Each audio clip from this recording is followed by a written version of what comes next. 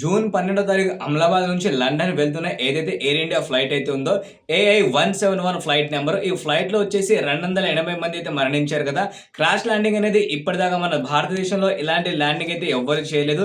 అలాగే ఇంతమంది ఒకేసారి చనిపోయిన విషయం అయితే మొదటిసారి కాబట్టి అసలు ఎందుకు జరిగింది అక్కడ క్రాష్ ల్యాండింగ్, అలాగే 285 మంది మరణించారు కదా, వాళ్ళ పరిస్థితి ఏంటి, వాళ్ళ ఫ్యామిలీ ఏం చేస్తున్నారు, ఇప్పుడు మళ్ళీ ఎయిర్ ఇండియా వాళ్ళకి 1 CR రూపీస్ అయితే ఇస్తుందని చెప్తున్నారు కదా. అసలు అక్కడ సంఘటన ఏం జరిగింది, ఫ్లైట్ క్రాష్ ల్యాండింగ్ అవ్వడానికి పైలట్ల ముందు ఏం చేశారు, వాళ్ళు మేడే అన్న తర్వాత వచ్చేసి ఏటీసీ ఏం చేసింది, అన్ని విషయాలు మనం అయితే పాయింట్ టు పాయింట్ అయితే మాట్లాడదాం. కాబట్టి వీడియోని కొంచెం ఇన్ఫర్మేషన్ అయితే ఉంటుంది. వీడియోని లైక్ చేసి ఇలాంటి ఇన్ఫర్మేషన్ వీడియోస్ కోసం తప్పకుండా మన ఛానల్ అయితే సబ్స్క్రైబ్ చేసుకోండి, ఓకేనా. సో ముందుగా వచ్చేసి మనమైతే జూన్ 12వ తారీఖు గురించి అయితే మాట్లాడదాం. సో జూన్ 12వ తారీఖు మన దేశం నుంచి లండన్ వెళ్తున్న కొంతమంది అయితే ఉన్నారు. దాంట్లో వచ్చేసి మన దేశం వాళ్ళు ఉన్నారు, అలాగే పక్క దేశం నుంచి మన దేశంకి వచ్చిన వాళ్ళు అయితే ఉన్నారు. మొత్తంగా వచ్చేసి ఒక 260 మంది దాకా వచ్చేసి దాంట్లో అయితే ప్రయాణం చేస్తున్నారని మనకైతే తెలుసు. దాంట్లో ఉన్న క్యాబిన్ క్రూ అలాగే పైలట్లు కలుపుకుంటే 260 మంది దాకా అయితే ఉన్నారట.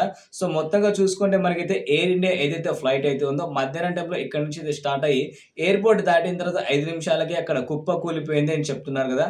సో నిజంగా అక్కడ వాస్తవంగా అలాగే జరిగింది. 5 నిమిషాల తర్వాత మొత్తం అక్కడ కుప్ప కూలిపోయింది. ఏటీసీ కాంటాక్ట్ చేసిన మేడే అన్నా సరే ఏటీసీ నుంచి ఎలాంటి రెస్పాన్స్ అయితే రాలేదని మనకైతే కొంతమంది చెప్తున్నారు.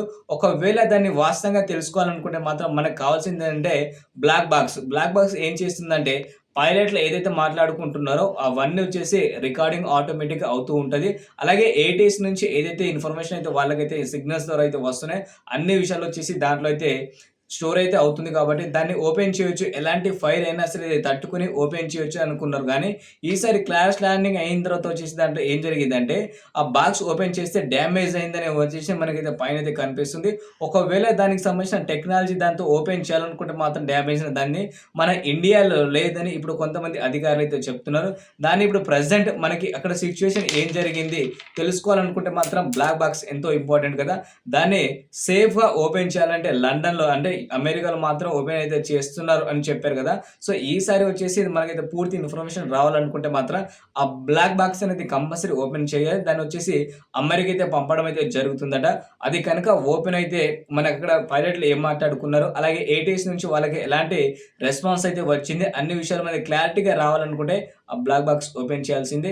అది వచ్చేసి మనకైతే ఫ్లైట్లో ఎలాంటి సమాచారం అంటే లోపల మాట్లాడుకున్న విషయాలు అన్నీ రికార్డింగ్ అవుతున్నాయి. కాబట్టి అది కంపల్సరీ ఓపెన్ అయితేనే మనకైతే వాళ్ళ చావు గల కారణం అయితే తెలుస్తుంది. ఎందుకంటే ఎయిర్ ఇండియా నిర్లక్ష్యం వల్ల జరిగిందా లేదా పైలట్ వల్ల నిర్లక్ష్యం వల్ల జరిగిందా తెలియదు. కాబట్టి ఏదైనా సరే అక్కడ 280 మంది దాకా అయితే చనిపోయారు.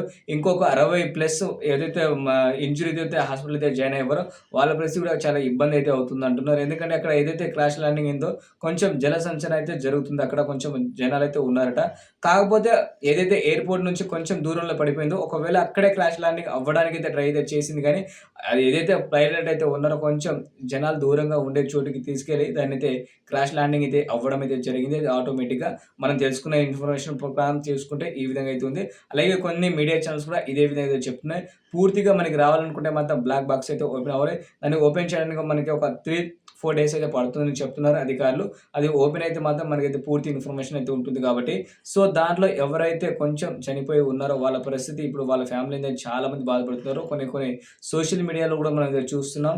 వాళ్ళకి 1 CR ఒక కుటుంబానికి ఇచ్చినా సరే కొంతమంది ఏమంటున్నారంటే చనిపోయే వాళ్ళ కూతుర్లు కానీ వాళ్ళ ఫాదర్లు కానీ ఎవరైతే ఉన్నారో మేము 2 కోట్లు ఇస్తాం, మా వాళ్ళు చనిపోయారు కదా వాళ్ళని బతికి తిరిగి తీసుకొస్తారని ఎయిర్ ఇండియా వాళ్ళకి అయితే క్వశ్చన్ అయితే చేస్తున్నారు. ఒకవేళ ఈసారి వచ్చేసి ఎయిర్ ఇండియా నిర్లక్ష్యంలో జరిగి ఉంటే మాత్రం నిజంగా ఇది చాలా పొరపాటు అండి. ఎందుకంటే ఇప్పటికీ చాలామంది సేఫ్గా ఏదైనా ఫ్లైట్ ఉందంటే ఎయిర్ ఇండియాని నమ్మి చాలామంది ప్రయాణం చేస్తున్నారు. ఎందుకంటే సేఫ్టీ కూడా చాలా బాగుందని నేను చెప్తున్నారు. కానీ ఈ సంఘటన జరిగిన తర్వాత వచ్చేసి చాలామంది అయితే ఫ్లైట్ ప్రయాణం చేయడానికి అయితే భయపడుతున్నారండి. ఏదైనా ఉంటే ట్రైన్ బస్సు అయితే వెళ్ళిపోవచ్చు అనుకుంటున్నారు. కానీ కొన్ని వేరే దేశాలకి వెళ్ళాలనుకుంటే మాత్రం తప్పనిసరిగా మనం అయితే ఫ్లైట్లు అయితే వాడాలి. కాబట్టి ఈసారి అయినా సరే కొంచెం జాగ్రత్తలు వహించి కొంచెం ఏదైనా ఏటీసీ కానీ ఏదో ఎయిర్పోర్ట్లో ఉన్న కొంచెం అధికారులు మంచి రెస్పాన్స్ అయితే ఇస్తే బాగుంటుంది నేనైతే అనుకుంటున్నాను. ఎందుకంటే ఇప్పటికొచ్చేసి ఈ విధంగా మన దేశంలో ఎక్కడ జరగలేదు. మొన్న పాకిస్తాన్‌కి మన దేశంలో కొంతమంది మన సైనికులు ఎవరైతే చనిపోయారో ఏ విధంగా బాధపడ్డారో తెలుసు కదా! అలాంటిది ఒకేసారి 280 మంది మరణించడం జరిగిందట. పైన ఏదైతే ఫ్లైట్‌లో ప్రయాణిస్తున్నారో అలాగే కింద అయితే బిల్డింగ్‌లో ఉన్నారో మొత్తంగా ఈ విధంగా చనిపోవడం అయితే జరిగిందని అధికారులు అయితే చెప్తున్నారు. ఇంకా డెత్ సంఖ్య పెరగవచ్చు కూడా కొంతమంది అయితే చెప్తున్నారు కాబట్టి ఎందుకంటే హాస్పిటల్‌లో ఇంజ్యూర్డ్ అయితే చాలా మంది అయితే ఉన్నారు. ఆ బ్లాక్ బాక్స్ ఓపెన్ అయితే అందరికి ఒక క్వెషన్ మార్క్ ఏదైతే ఉందో అన్నిటికి వచ్చి ఆన్సర్ మనకైతే బ్లాక్ బాక్స్‌లో దొరుకుతుంది కాబట్టి సో, అది ఓపెన్ అయిన వెంటనే మనకైతే ఇన్ఫర్మేషన్ వస్తుందో మన ఛానల్ ద్వారా మీకైతే ఇన్ఫర్మేషన్ అయితే ఇస్తుంటాను కాబట్టి మన ఛానల్ అయితే తప్పకుండా సబ్స్క్రైబ్ చేసుకోండి.